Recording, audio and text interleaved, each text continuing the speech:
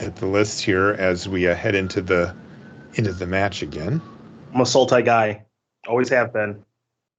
It's really tempting, right? It's just like it offers a lot. Like 7 mana win the game in many scenarios. The mana's pretty good, actually, considering that it's straight up across the, 3 colors across the board. And it has a lot of wiggle room on how you build it, too.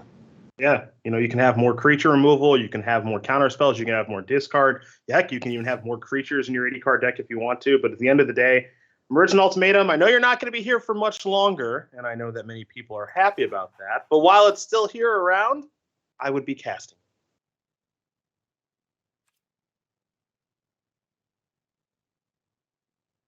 I really like that. It's funny because we can say, hey, I'm playing Sultai Ultimatum. And we know what that means broadly. But the decisions that you make on your deck build really do reveal how you think the metagame is going to shape up for the tournament that you have, because there's a bunch of cards that are kind of standard issue and you have to have them. But then there's a bunch of wiggle room with, especially an 80 card deck where you can really kind of tilt your deck towards the mirror. We've seen that a lot.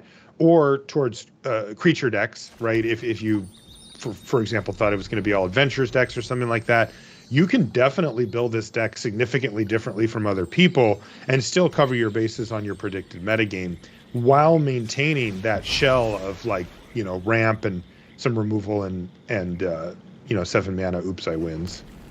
That's a lot of the appeal of the strategy. It is flexible in how it can be built.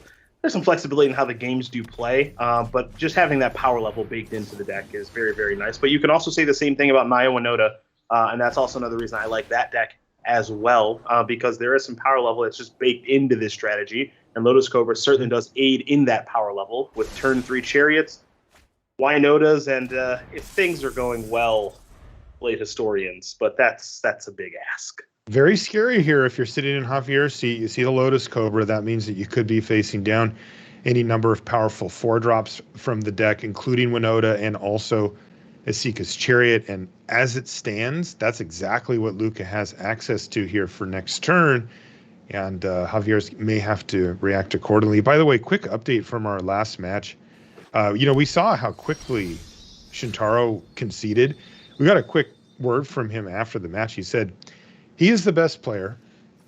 I lost completely. I pray there will be no rematch." That was his quote after the match. Well, a man defeated in every way possible. That's what I would say. What a beating. Yeah. Okay. Well, look, I played against Shota a time or two, and he is incredible. I would not argue otherwise. But even for me, a hasty scoopski. That's not resolving. No, thank you. Javier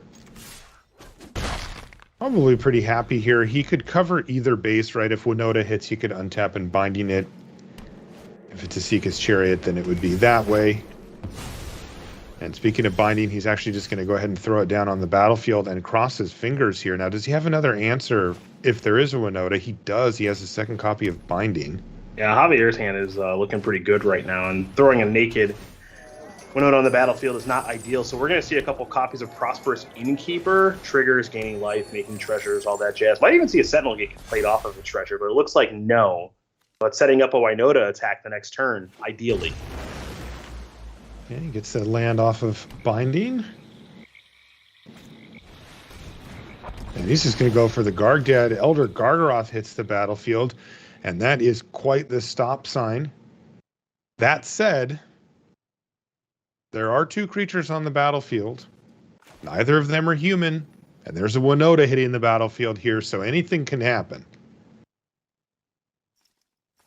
Yeah, I mean, the way I'm kind of looking at this right now is, I don't know, if you're playing it, you're jamming. So I mean, what do you? Yeah, you didn't come here to not do this. Yeah, so let's go. Here we go. All right, 2 triggers going on the sack. Let's see if we can hit some real fireworks here. Elite Spellbinder, that's a good start. Gets a trigger as well as a few more triggers off of the guys. And he's going to take a look at the hand here. An Elite Spellbinder is actually huge here, right? It can take away the binding so that Winota gets to stay on the battlefield. Is Tibalt castable next turn here for Javier? I don't think so. But Luca's going to play it safe because with a land drop, it would be apparently. It could be castable. Mm-hmm. Go the wow, good here. selection here for this second trigger from Winota. I saw at least Kenrith. Yep. Although it would just run headlong right into the Elder Gargaroth in this case, but still. Now, do remember that if Luca did take the binding with that Elite Spellbinder, it just makes it cost an additional 2, and Luca does have access to 6 mana. So if you take the binding with the Elite Spellbinder, that just means that, okay, it's just your entire turn, which it still may be next turn anyway. So I could see why Javier went with the Tibalt as opposed to something else. But this is actually a pretty tough call. Kenrith is appealing. Blade Historian, there's some appeal there. I mean, you've already got this other Blade Historian in your hand, which you're going to have some difficulty casting. Kenrith feels like highest ceiling card. Yeah, okay. It definitely does. Yeah, and, the other issue is, if you go for the Spellbinder and take Binding, that's still castable enough. It does feel like Luca doesn't have like a clean way to navigate this scenario, so he's just going to go for the highest possible upside, and that really does count here. Oh, I see. Yeah. So the 2 treasures there for Kenrith are really annoying. Yeah. Those can be sacrificed for red mana, as it turns out, or even one in a green. Yeah. In the face of all of this, though, Gargaroth is really very much standing tall, right? Because of vigilance, because of triggers, life gain, everything that very powerful card can do. It is still going to stand tall in this battlefield right now. Now, Javier's draw steps are important here, but also his hand is still, it's all right. He doesn't have an Emergent Ultimatum, but the rest of the stuff going on here is, I don't think it's bad. I mean, this binding takes care of a Winota or a Kenrith. You get an attack step. You can figure out what you want to do with the attack trigger from Elder Gargaroth. So, doing totally fine as I think our Sultai Ultimatum player. You know how tall Elder Gargaroth is? Extremely tall. 6'6". Sure, man. Same as Michael Jordan, for example. You just took my joke. I hate you. I was gonna say from North Carolina. Yeah, exactly. All right, here's finding the old gods to take out this Kenrith. But if this is what's happening, then Winota's still on the battlefield. I mean, this Gargaroth has a lot of work to do. Like it's doing the work, but my goodness sakes, it's gonna have to hold off an army here. And who better than Big Gargs? That's right. Boom, back down to 21 goes Luca. He's getting quite a bit of life off of the Prosperous Innkeepers. Here's Cultivate to follow up, but this is kind of what you hope for if you're Luca. Like, he's gotten to untap with active Winota a couple times now. Well,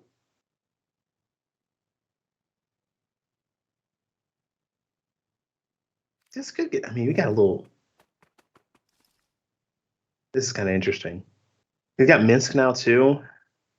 So that's Blade Historian. Another trigger. Yeah, that's another trigger with the little token getting in there.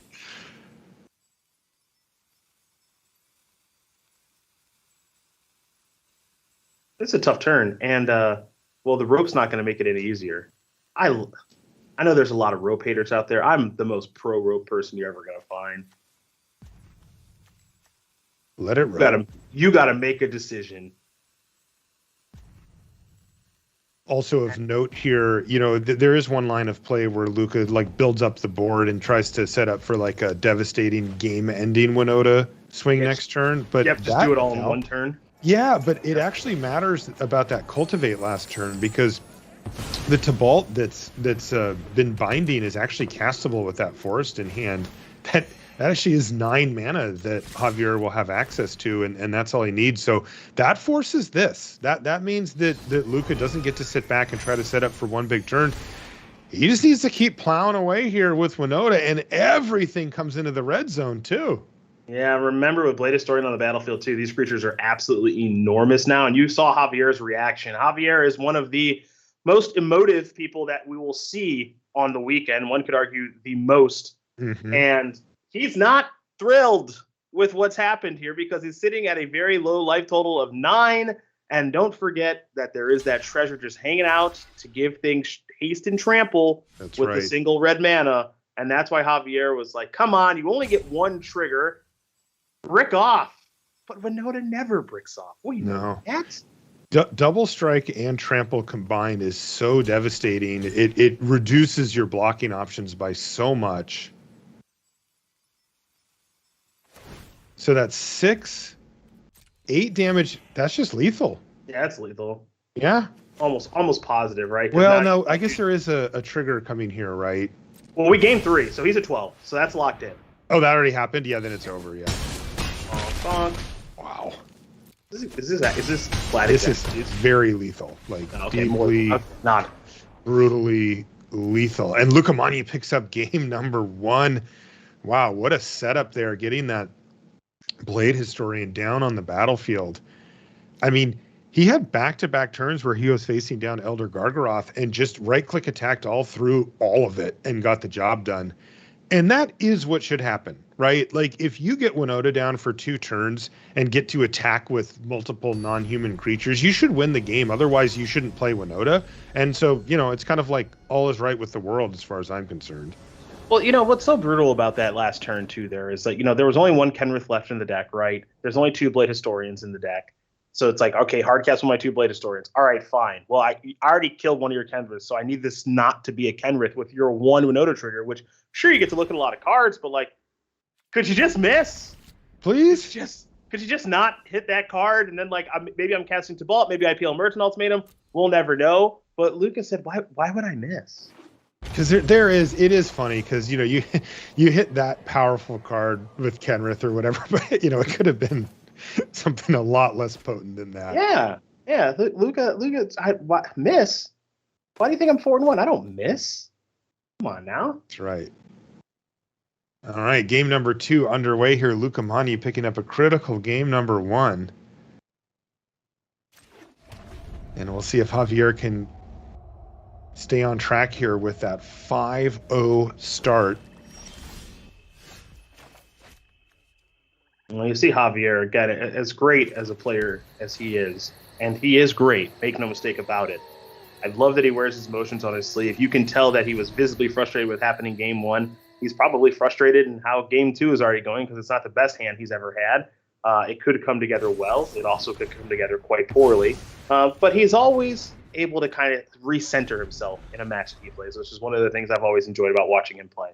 Yeah, he walks that fine line better than really anybody of being extremely emotive, but also deeply focused once he needs to be again. Mm-hmm.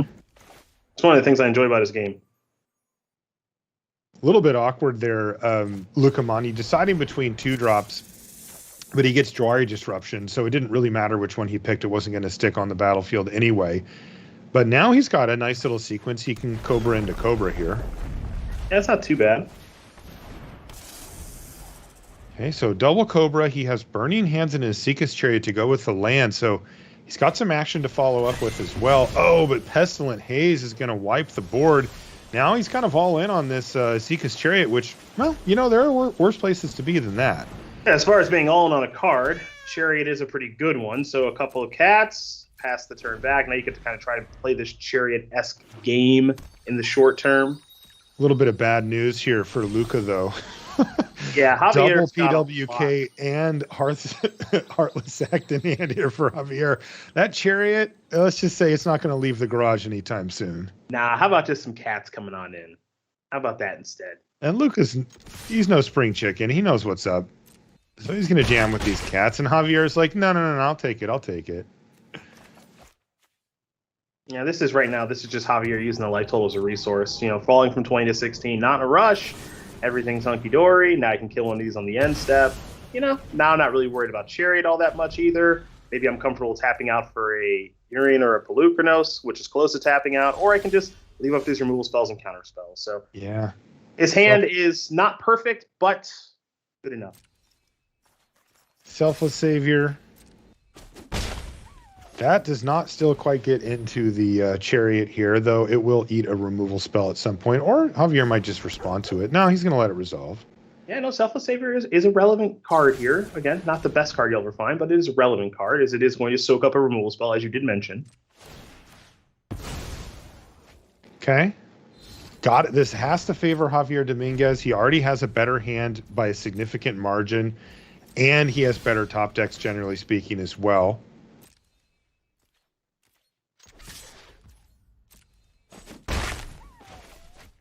Well, 2 at a time.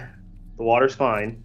Might as well just keep doing this because you don't really have much of an option now if you're Luca. If you're Javier, yeah, I mean you're just kind of looking for lands right now so that you can double spell, right? So you can play Pelucranos and still have a Disdainful Stroke or Power Word kill. So that 6th land being untapped is ideal. Now you can play this and still double spell.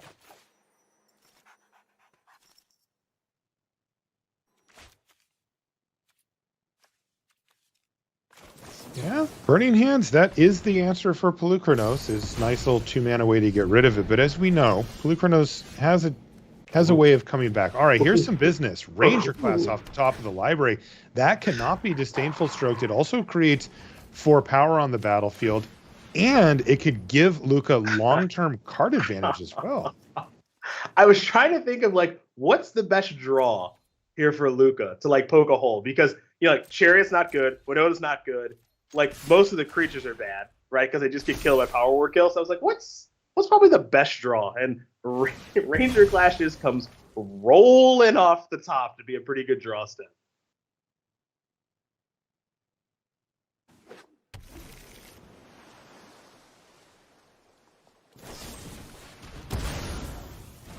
All right, Power Word kill once again.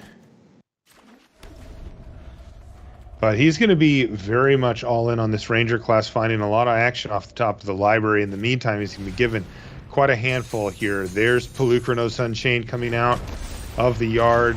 Now it's just massive and out of range of really everything. Big.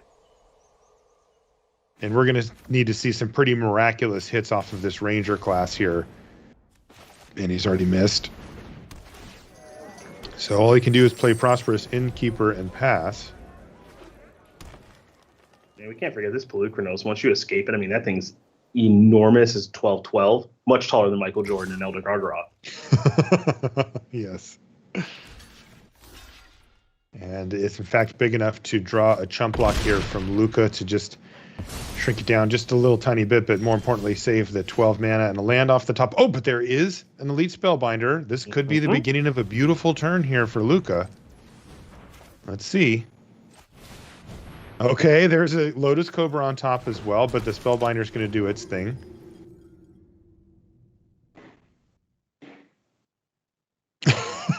Luca's like probably blink, just blink, Big blink. Bird. Yeah, make it cost 7 as opposed to 5. Yeah, okay, that makes sense.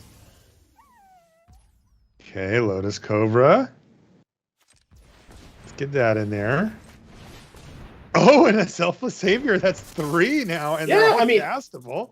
And now, correct me if I'm wrong, but now we can. Winota. Yep. So Winota's going to be coming up next. It's castable. It's going to get countered, obviously, unless Javier gets out, whatever. But now you can queue up the Chariot, right? And now, well, you can. I don't know if you want to in the face of Pelucranos, blah, blah, blah. But, like, now you've got these things that you can actually do that are changing the game a little bit, where before you were really at the mercy of the top card of your deck, and a lot of the cards that you drew were either irrelevant or could be countered, whatever. Rangers class has changed the dynamic of this game in a huge way, and now, yep, you got to counter this. By the way, this is the 4th creature in a row, and there's another one underneath. Yeah, this is one heck of a turn. Yeah, Pelucranos may render all of this moot, but this is at least giving Luca some hope here, as it really is just throwing a lot of value at Javier.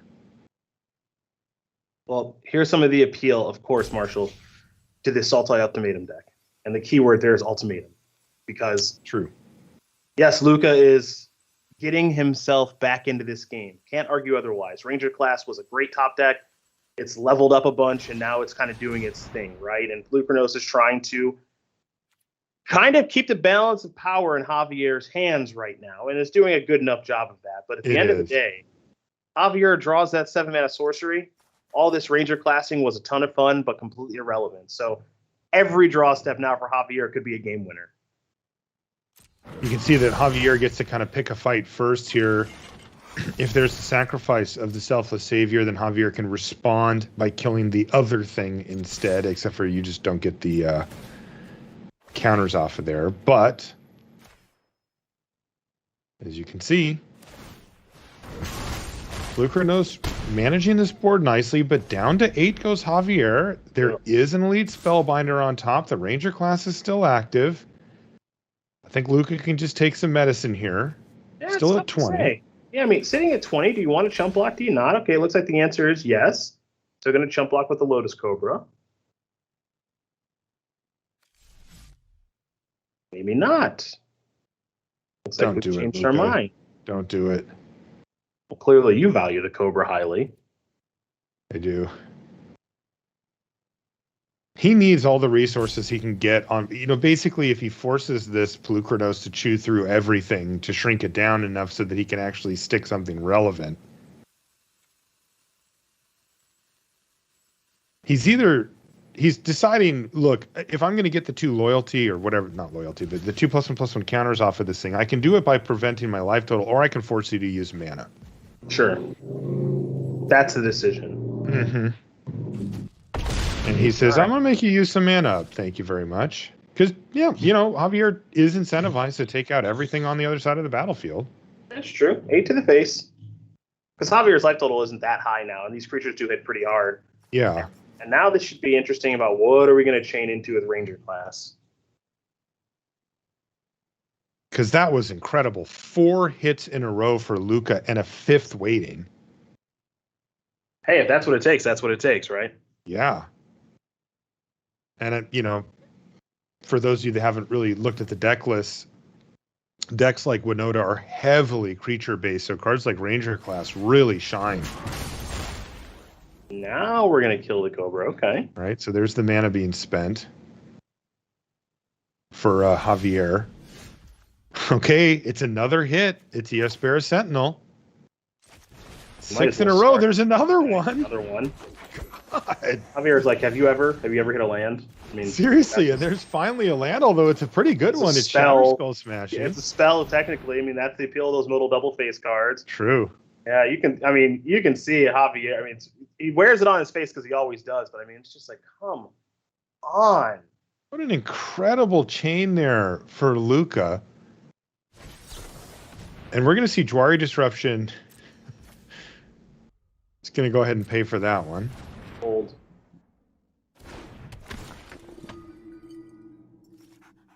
And that can make Disdainful Stroke a bit more expensive. And once again, we're going to see the Chariot get activated, but Javier can have his choice here of what he wants to take out. There are no tokens on the battlefield here for Luca. Nope. This is a lethal attack technically, so Javier is going to have to do something. Yep, hand is force. I mean, this is a heck of a comeback.